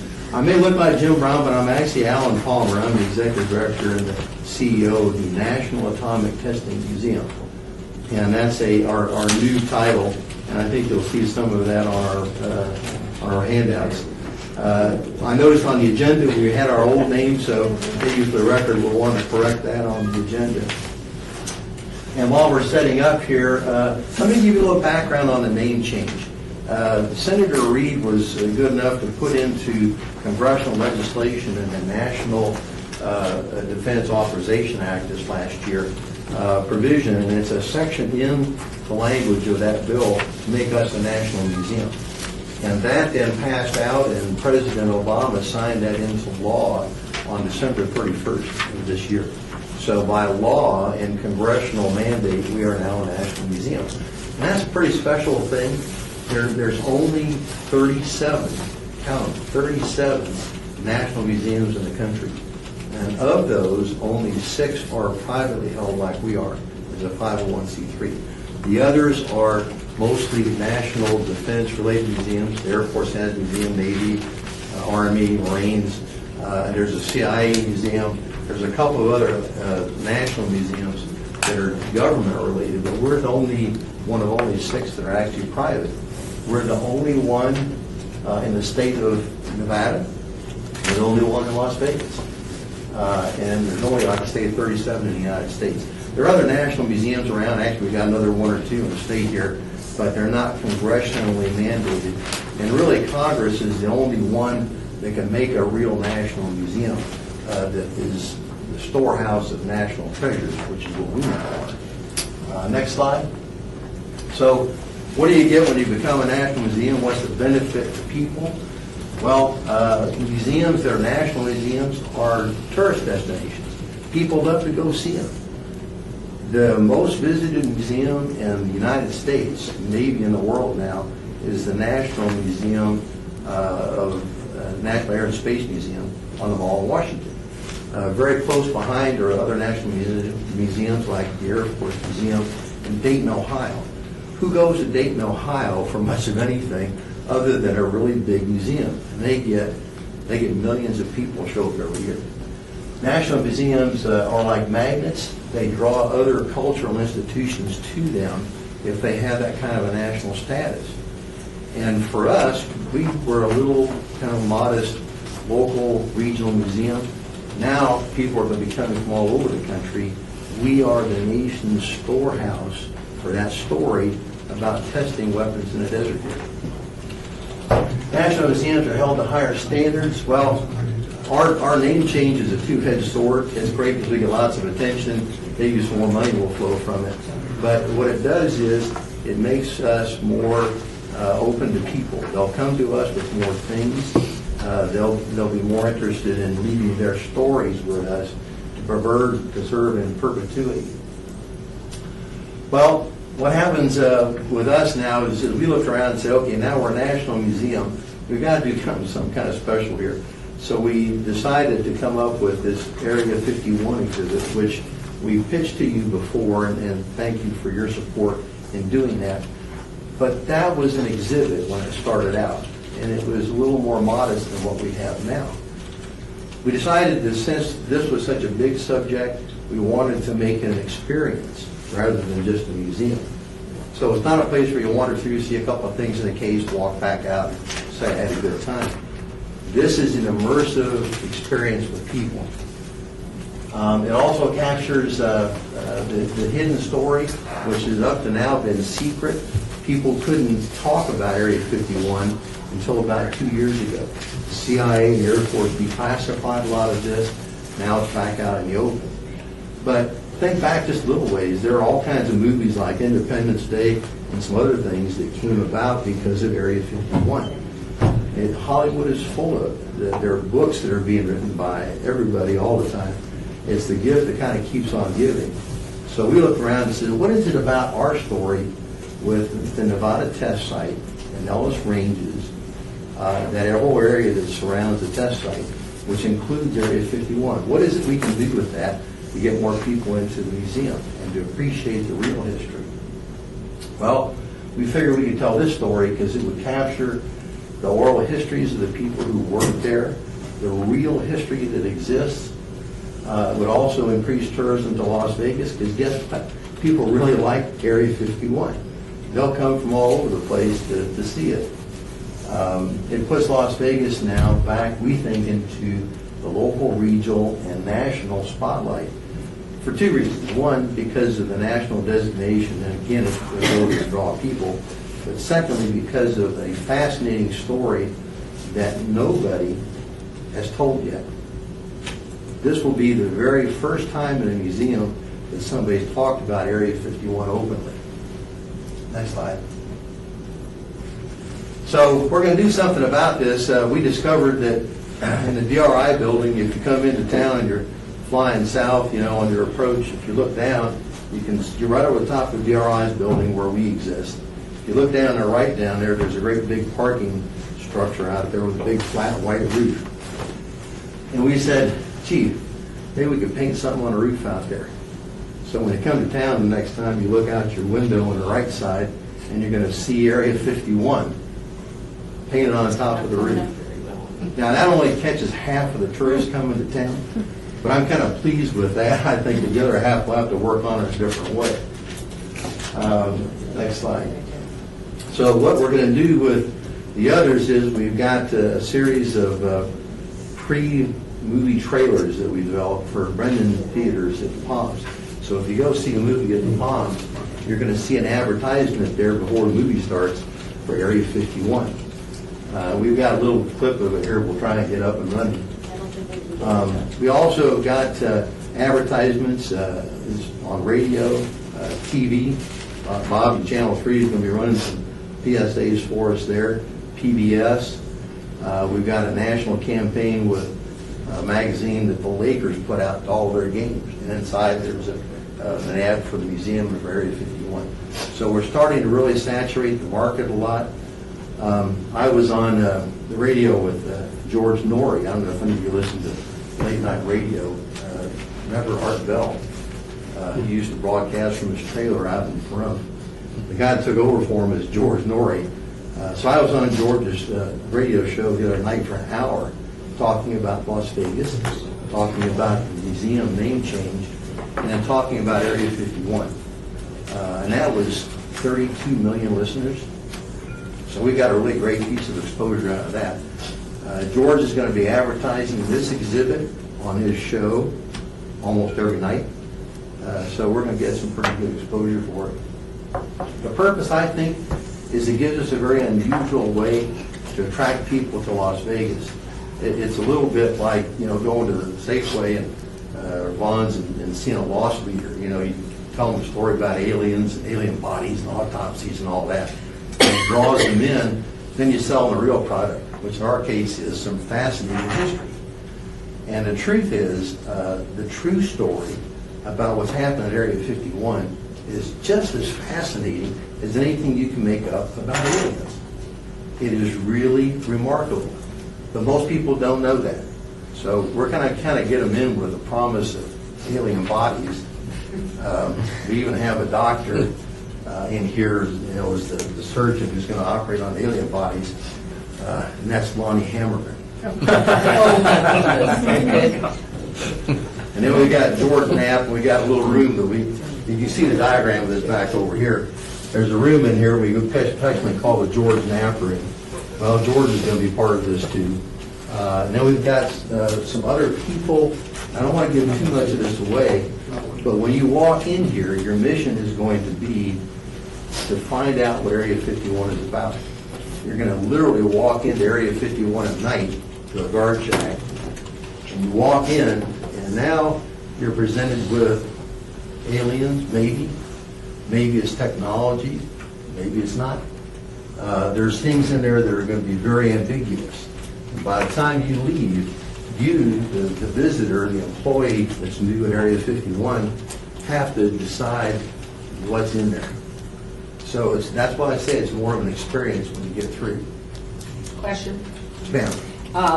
I see it's an 18-month, so you're It is. going to have it rotate in and out. It can't because you don't have the space for a continuing We exhibit. or may what? very well continue it. We're going to see how it looks at 18 months.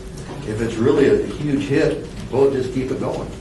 The plan is, when we finish that, though, to turn it into a traveling exhibit, and that then will be sent to other museums across the country. Could I recommend to you, definitely, Thomas D'Agostino was raised here up until he was about 10, Yeah. then left. But he is so involved with this National Nuclear Security Administration. If you haven't been in contact, I think you We get are. some. Okay. But we have the fact that he Huge was out support. there, his people Okay. were at the museum just the other night, all the environmental. Are they giving you some funding or something? We're working on that Good. with them. They are perpetually supporters of ours, but not for this particular project. There's Okay. been some other things with them. Can I answer some questions from anybody? We have the ability to show this. come up, yeah. Well, if you tune into our website, you can see the promotional video there. That was done by Brian Wignall from PBS, 5 really good, and that's going to be shown on TV, but it's already on our website, so if you go there, you can see it. Can I answer some questions from anybody else? Question. We are seeking $100,000. This project has gone from 150 the last time we visited with you to 360,000 now.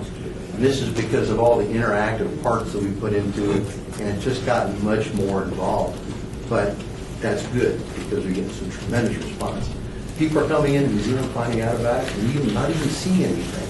They're saying, "I'll be back. How do I plan my next trip here to Las Vegas?" Are you contributing? I'm sorry? Are you contributing here? Well, they are. When we raise the budget, are you getting any other money. We are. And I think the budget that we passed out to you, I think, shows that we've got some $60,000 of in-kind support from RJ, Channel 3, and some others. But there's also buried in the museum support page another $70,000 that we've just simply allocated from donors' bequests or donor contributions. So the total there is about $130,000 of other people's money. And the museum will make up the balance of it along with what the commission has granted this year. That was my question, Mayor, is, and I'll ask this every time, when something is outside the limits, city limits, great project, but is Clark County kicking in any money? I mean, is who outside the entity of the Las Vegas Centennial Commission locally is I don't see $100,000 here from Henderson, who wants to put on a science museum. They got millions. We're not, Yes, not in Henderson. What? We're not in Henderson. No, No, not Las Vegas either, though. Well, we're close enough to the part. And Bob, I look at it this way, because when I was on the air the other night with George Norrie talking to all of his listeners, for me, it's coming to Las Vegas. That's the magnet, is bringing people here, and they don't distinguish whether it's Henderson or Clark County or Las And Vegas. I agree 100%. I just would like to see some of the other entities kicking in some money, especially when the project is in their area. That really has nothing to do with it. Unfortunately, Clark County doesn't have any type of grant you can apply for, and when you do call them, they say they're broke. There's actually outside agency grants through Clark County, which we obviously couldn't get one for the museum because we're an inside agency, but that may be an option for you, and I'll give you my card and then get more information Yeah, they just said, for sorry, you. there's nothing there. We did Okay. look for And that. I'm most remiss in not introducing Karen Green, Sorry, our I'm curator for curator. museums. Nice to see But you I think again. you knew Nice her to from see last you, time Jim. she visited with you. And I understand Jim still calls it Nevada, not Nevada. I will be reading. I told you that at that opening. Mayor, I remember that, and I was thinking of this when I was on the air with George Norrie the other night, and I was really good about that. Okay. But a couple of people called later and said, he said nuclear, like yeah. George Bush used to please say. I did not. I will be reading to George Knapp the statement you have in this, that George Knapp rose to fame on his Area 51 interview. I already read that to Good news George. stuff. I think maybe it was his interviews on the mob, but that's another story. Let Well, me he ask did a little you bit of both, I guess, yeah. another question too. Are you still, I know you're crunched for space, and if you're painting your roof, which costs something, what are you painting your roof cost? Or are you volunteering your services on me and doing? No, actually, I have some people that are, and then I have a number of Las Vegas artists who have given me a very good discount rate to get up on that roof and paint the logos. I'm very, very frugal with money, and I can tell you, I am actually the one that is building this. I have a number of kids who are working for me. They always bring volunteers, like their brothers, and I had 5 people painting this. This is in-house built. It's not really shopped out to somebody else. And we are a very small staff. We have 17 screens that we are actually doing the films for. In fact, Brian Wignall, who is an Emmy award-winning PBS guy, is out in California right now filming SETI. We have SETI, which is the group that has the big array that's trying to find out. Search for extraterrestrial Yes, trying to find out the signals. So we have a lot of in-kind that has been given to us for this. But as you can see, when you do something like this, it's extraordinarily expensive. But to answer your question, You are still looking to come downtown, get on our museum roll if we can find you space. absolutely, and our limiting factor right now is the amount of space we've got. Right. And as a national museum, trust me, that's going to expand. It has to. Well, we're looking very seriously, I know, with you and trying to get this on. And we're grateful for So I that. just wanted to find out. Just as a side note, the National World War II Museum in New Orleans started out kind of like us as a small museum, became a national museum. They are now they've got a $300 million expansion project going on. They started sort of like we did as a kind of a small place. But they recognize in New Orleans that brings an enormous amount of people into the town. Well, I know in our discussion, everybody was very excited to try to find you space and bring you in. And that's going to be great. If we can find that, Madam Mayor, that'd be super. So can I ask you any more questions? Great. Well, thank you for your attention. Is there anyone that would make a motion here, please, on this? I'll move the approval of $100,000. Thank you. Is there a second? I'll second. Thank you. May I have a vote, please? All in favor signify by aye. Aye. Anybody opposed? Congratulations, you're a rich man. You better move to the city. Thank you very much. Please, thank you. Thank you. We're trying. Just don't make anything too permanent. Okay. No, it'll all move. Okay. Well, I think now there is quarterly report by the executive director. I told the mayor today that I thought our meeting would be done in an hour, so You lied again. since I said that, I'll make this quick.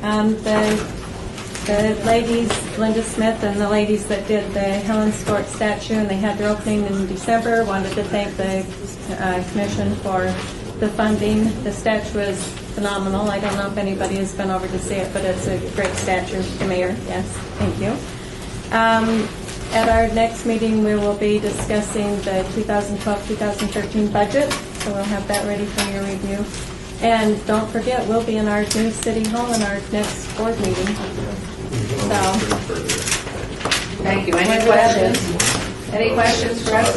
I got the address from you. Yes. Well, Esther, will you be the one coordinating the presentation of the neon signs going all the way out to yeah, the Sahara? I will talk to Nancy and Jeremy and I and Nancy will get together and talk about, so because I know what we're looking for. It's something that we talked about in 2005 when we Right. had that as a We did. legacy project. We did. So I think it's good to bring that back and look at the number of locations, the number of potential signs, and estimated Thank you cost. very much.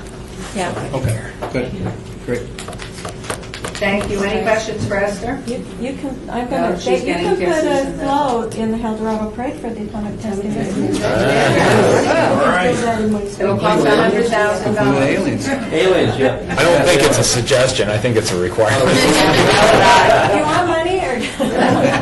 We'll talk about that. Great. I'll send you the app. Okay, nothing for Esther. Citizen participation, public comment during this portion of the agenda must be limited to the matters within the agenda of the commission. No subject may be acted upon by the commission unless that subject's on the agenda is scheduled for action. If you wish to be heard, give your name for the record. The amount of discussion on any single subject, as well as the amount of time any single speaker is allowed, may be limited. Is there anybody from the public that is here that would like to speak out? If so, please step forward. Hearing none, I will adjourn this meeting. And thank you all very much.